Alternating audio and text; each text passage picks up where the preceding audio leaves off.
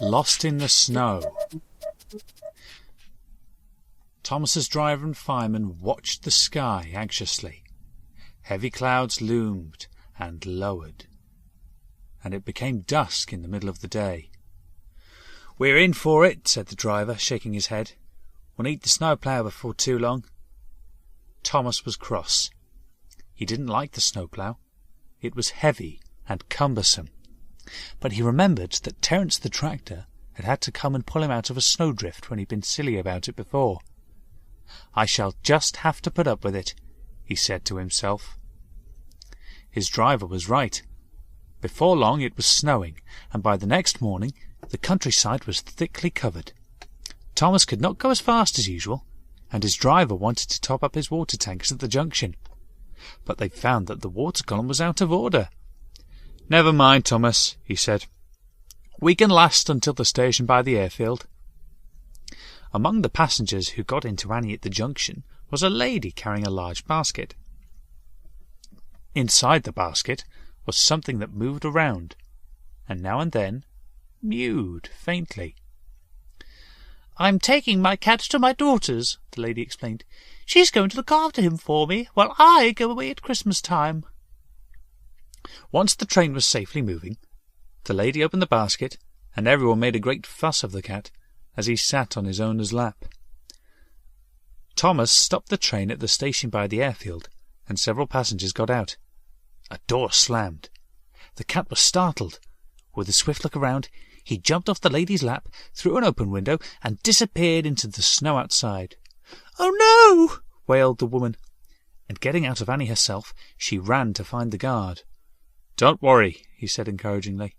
"Thomas needs water, so we shall have a few minutes in here in any case. You'll have plenty of time to find your cat.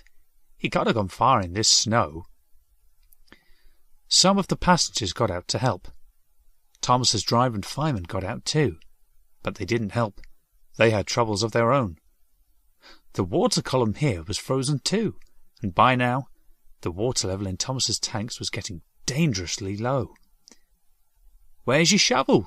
the driver asked the fireman. "We'll have to fill the tank with snow." Thomas shivered, but said nothing. He knew that the alternative was even worse. The fireman clambered onto the top of Thomas's tank, and the driver passed a shovel up to him. Then he took his place on the ground and began throwing shovelfuls of snow up, aiming to land them on the tank beside the fireman. Not all of the snow reached its target, and each time some hit his boiler, Thomas shuddered.